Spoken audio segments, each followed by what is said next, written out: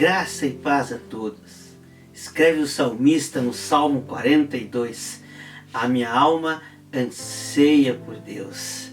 E eu espero que em nome de Jesus também a sua alma esteja ansiando por Deus. Que a sua alma tenha sede de Deus. Independente da situação que você está vivendo. Não importa se você está num lugar alto, se você está no monte, festejando, celebrando a vitória que Deus tem te dado, ou se você está passando pelo vale da sombra da morte, ou se você está passando por lutas, por aflições, por crises, não importa a situação, o momento da sua vida, é necessário que a nossa alma tenha sede de Deus. Em qualquer momento, em qualquer situação, precisamos ter sede de Deus, desejo de mais de Deus, da presença de Deus. Por isso, em nome de Jesus, eu espero que a sua alma tenha sede de Deus, para que o Espírito Santo possa ministrar ao seu coração com poder e autoridade, para que você possa, no compartilhar dessa palavra, ser saciado, ser cheio da presença de Deus. Que em nome de Jesus você possa abrir o seu coração, que em nome de Jesus os seus ouvidos espirituais estejam atentos, sensíveis àquilo que o Espírito Santo vai ministrar ao seu coração por meio da poderosa palavra de Deus. Amém, queridos? Eu queria compartilhar com você Mateus capítulo 14. Mateus capítulo 14, a partir do versículo 13. Diz assim a palavra: E Jesus, ouvindo isso, retirou-se dali num barco para um lugar deserto, apartado, e sabendo o povo, seguiu a pé desde as cidades. E Jesus, saindo, viu uma grande multidão e, possuído de íntima compaixão para com ela, curou seus enfermos. E sendo chegada a tarde, os discípulos aproximaram-se dele, dizendo: O lugar é deserto, e a hora é já avançada. Despede a multidão, para que vão pelas aldeias e comprem comida para si. Jesus, porém, lhes disse: Não é preciso que elas vão embora. Dai-lhe vós de comer. Então eles lhe disseram: Não temos aqui senão 5 pães e 2 peixes. E ele disse: Trazei-me aqui. Glória a Deus. Eu refletia sobre esse texto e Deus ministra no nosso coração, o Espírito Santo fala no nosso coração. E eu me confrontando, vendo as situações da minha vida. E eu percebo que as situações dessa passagem com Jesus, chegada à tarde, ao fim da tarde, Jesus tinha se retirado porque havia recebido a notícia da morte de João Batista. Então Jesus vai para um lugar afastado, um lugar deserto, mas a multidão vai a pé atrás de Jesus. Ele vai de barco a este lugar, mas a multidão vai caminhando até esse lugar, seguindo Jesus, buscando, tendo sede de Jesus. E chegando nesse lugar, então, já à tardinha, os discípulos se voltam a Jesus e dizem a Jesus: a situação é a seguinte, nós estamos num lugar deserto, num lugar afastado, já é tarde. Então nós vamos despedir a multidão, vamos mandá-la embora para que eles voltem às cidades e comprem alimento para si. Muitas vezes nós chegamos diante de Jesus da mesma forma que esses discípulos. Chegamos em primeiro lugar colocando em destaque o problema, colocando em destaque a dificuldade, engrandecendo a luta, colocando o problema muito maior do que ele é e focando no problema, focando na dificuldade, na adversidade, engrandecendo ela. E além disso, dizendo para Jesus o que iriam fazer, dizendo para Jesus qual era a solução. Nós também fizemos a mesma coisa. Muitas vezes nós entramos em oração e nos lamuriando e murmurando e colocando o problema em destaque como um problema imenso, como um problema muito grande e intransponível. E assim como os discípulos, nós esquecemos que nós estamos falando com Deus. Nós estamos falando com Jesus. Nós estamos falando com o autor e consumador da nossa fé. Nós estamos falando com aquele que sustenta todas as coisas pelo poder da sua palavra. Nós estamos falando com Jesus. E nós esquecemos disso. Aqueles discípulos, por mais que tivessem tido as suas experiências com Jesus, naquele momento, naquela aflição, naquela dificuldade, eles esquecem tudo. E Jesus, olha, vem chegando a noite, vou mandar esse pessoal embora, que nós não temos aqui, é noite, é deserto, não temos condições de alimentá-los, e vamos fazer isso. E nós chegamos para Jesus, Jesus, o problema é esse, lá no meu trabalho está acontecendo isso, não tenho mais condições, vou pedir demissão. Não, Jesus, lá em casa não dá, meu filho rebelde não aceita mais, eu vou mandar ele embora, ele vai ter que sair de casa. Não, meu casamento não adianta, já fiz de tudo, já lutei, mas não dá porque é isso o problema, é aquele problema, é o cartão de crédito, é o horário que chega, e é o que fala, e é o que reclama, não dá mais, vou separar. Nós chegamos, colocamos já o problema como sem solução e já dissemos a Jesus qual é a nossa solução. Nós chegamos, exaltamos o problema, colocamos, expomos para Jesus da maneira mais horrenda possível, como um problema insolucionável, barreiras intransponíveis, e já dissemos a Jesus, Jesus, a solução é essa. A solução é a separação. A solução é tirar o filho de casa. A solução é a demissão. Essa é a solução. A solução, Jesus, é eu fazer desse jeitinho aqui. Se eu não fizer desse jeitinho, se eu não mexer os pauzinhos, se eu não buscar uma influência, essa é a solução, Jesus. E nós esquecemos que Ele é Jesus, que Ele é poderoso, que Ele é Deus, que Ele tem a solução, que Ele tem o escape. Nós esquecemos que estamos diante do Deus do impossível, do Deus que traz aquilo que já está morto, traz a vida, que tem poder para ressuscitar, que tem poder para restaurar, que tem poder para transformar. Esse é o Deus a quem servimos, mas nós esquecemos. Aqueles discípulos esqueceram que eles estavam diante de Jesus, o Filho de Deus, e chegam aí dizendo, olha, o problema é esse e a solução é essa. E Jesus mansamente diz a eles, não é necessário ser assim. Não precisa ser desse jeito. Pode ser diferente. Vocês podem fazer, vocês podem alimentá-los. E isso Jesus também muitas vezes nos diz, não, Emerson. Não precisa ser desse jeito. Não precisa ser da forma que tu está colocando. Não precisa ser essa solução que tu está encontrando. Tem outra.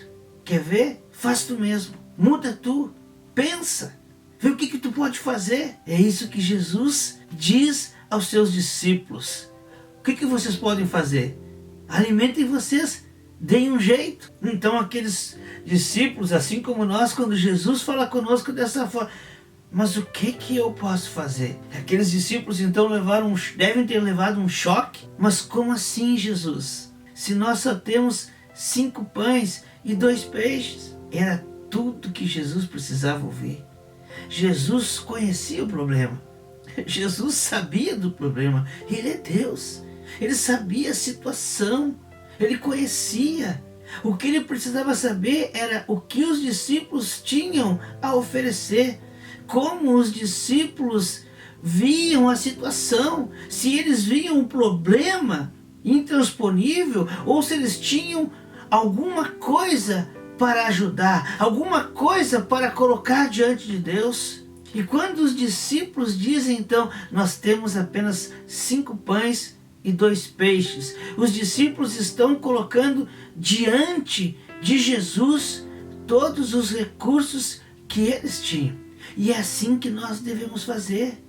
É isso que Jesus está esperando de nós. É isso que Jesus deseja ouvir de nós. Jesus está perguntando: o que você tem?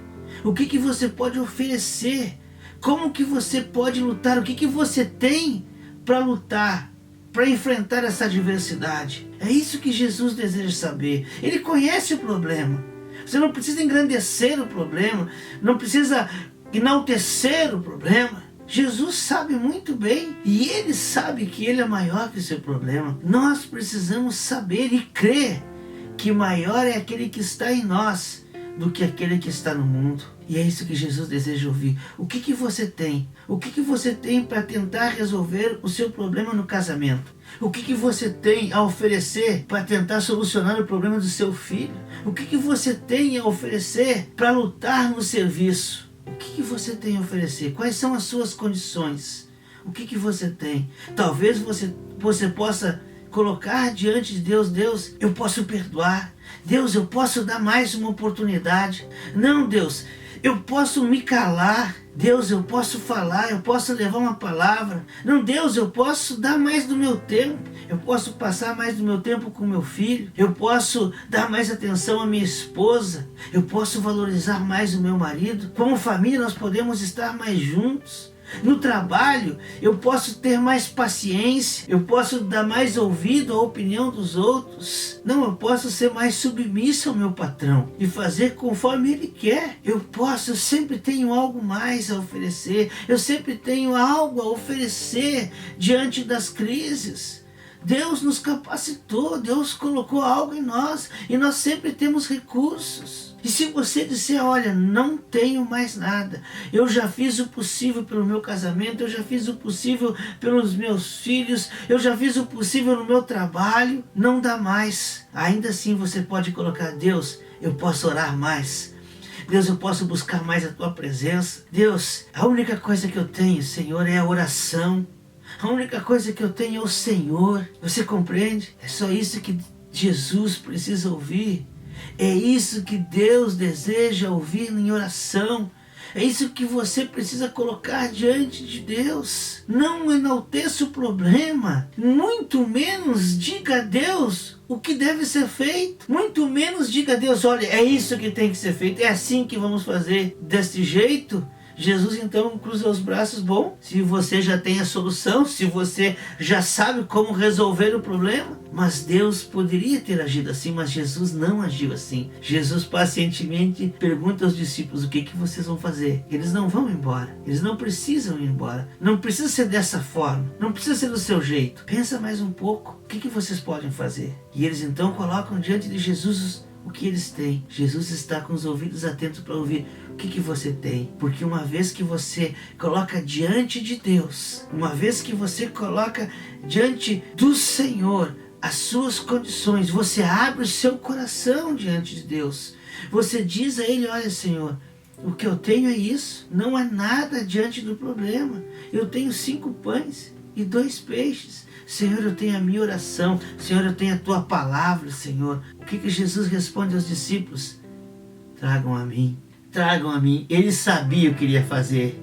Ele sabia o final da história. Ele escreveu a história. Sabe o que é mais interessante, queridos? Quando ele fala isso, para você saber a resposta, para você entender o que Jesus estava dizendo quando diz: tragam a mim. O verso 14, quando tudo começou, quando aquela multidão chega, o que a palavra diz? Que Jesus é tomado de íntima compaixão e começa a curar aquela multidão. Será que após ser tomado de íntima compaixão, Jesus deixaria aquela multidão com fome? Jesus despediria aquela multidão já anoitecendo, correndo o risco de serem assaltados ao voltarem para as cidades e não encontrarem talvez aonde comprar alimentos e passarem a noite com fome? Jesus tinha tudo sob controle. Jesus tem sempre tudo sob controle. Ele tem um plano perfeito. Então é por isso que ele diz: tragam a mim. Ele já sabia. Quando ele diz aos discípulos, não vai ser assim. Pode ser diferente. Vocês podem alimentá-los. Ele estava forçando, moldando, ele estava instigando os seus discípulos a buscarem uma outra solução, porque ele sabia que havia outra solução, e a solução estava nele. Então os discípulos vêm a ele e colocam diante dele as suas condições, e então ele diz: tragam a mim. E ele faz um milagre, e ele faz a multiplicação, e aquela multidão é saciada, é alimentada. É isso que Deus quer fazer com você. Se você não focar nos seus problemas, não focar nas suas dificuldades, nas suas lutas, sim, são grandes, queridos. Sim, nós sabemos. Nós sabemos que as aflições que nos atingem, que apertam o nosso coração, muitas vezes nos fazem pensar desesperadamente. Talvez não seja lá a crise financeira, talvez não seja o casamento, não seja os filhos, a familiar, o emprego, talvez algo no seu coração, talvez a solidão, talvez a tristeza, uma amargura. Não importa. Chegue diante de Deus, diga a Deus o que você está sentindo e o que você pode fazer. E pergunte a Ele: Jesus, como nós vamos resolver? Jesus, o que eu tenho é isso aqui, Jesus. Como o Senhor quer que eu use? Como eu posso usar? Senhor, qual é a direção que o Senhor vai me dar? E aí, queridos, a vitória é garantida. Quando você coloca, apresenta diante de Jesus, como aqueles discípulos apresentaram 5 pães e 2 peixes, quando você apresenta os seus recursos diante de Deus, o milagre vem, o escape vem, o livramento, a cura, a libertação, o refrigério, a paz vem, o renovo vem. A esperança volta, mas é preciso colocar diante de Deus o que você tem. Quando o Salmo nos diz: se o Senhor não vigiar a casa, em vão vigia o sentinela. Quando o salmista escreve: se o Senhor não vigiar, em vão vigia o sentinela, ele não está dizendo que o sentinela não precisa vigiar. Ele está dizendo que se ele não vigiar, em vão vigia o sentinela. É preciso que o sentinela vigie, mas guardado por Deus. Só o sentinela não vai fazer diferença. É preciso que Deus também, juntamente com o sentinela, vigie a edificação. E é isso que Deus está dizendo. Só os seus recursos, com a sua força, não vai solucionar o problema. Talvez sejam, como nós já falamos em outra ministração, talvez o barco não seja suficiente. É preciso que Jesus esteja nele. Talvez as suas condições realmente não sejam suficientes para enfrentar a crise, mas as suas condições diante de Deus, a vitória é certa, porque o milagre vem. Mas não é possível, só com isso eu não consigo. Mas o nosso Deus é o Deus do impossível. Isaías 43, versículo 13: operando eu, quem impedirá? O nosso Deus é o Deus do impossível. Por isso, coloque diante dele a sua situação, mas também coloque diante do Senhor as suas condições, e não diga a Deus o que deve ser feito. Não coloque na presença de Deus o que tem que ser feito, o que você vai fazer. Pergunte a Ele: Senhor, o que nós faremos? Qual é a direção que o Senhor vai me dar? E você vai experimentar, você vai experienciar o agir de Deus, o sobrenatural de Deus. É assim com Deus, querido. Ele conhece o seu problema, Ele sabe da sua aflição. Quando você chegou diante dele, Ele já sabia. Quando aquela multidão chegou àquele lugar, Jesus já sabia qual seria o final daquela história, como se resolveria a situação do alimento no final do dia. Jesus já sabia, porque Ele tem todas as coisas sob controle. Quando você chegar na presença dele, Ele já sabe, Ele já conhece. Antes que hajam palavras da nossa boca, Ele já conhece o nosso pensamento. Ele nos formou, Ele nos trouxe à existência, Ele nos conhece. Ele é Deus. Apenas coloque diante dele as suas condições. Abra o seu coração diante dele. Derrame o seu coração diante dele. Exponha. Se você tem algum recurso, coloque diante dele. Se você está frágil, diga a ele. Se você não tem recurso nenhum, diga a ele. Mas entre na presença dele. Diga a ele. Apresente-se a ele com o que você tem. E apenas veja o sobrenatural acontecer.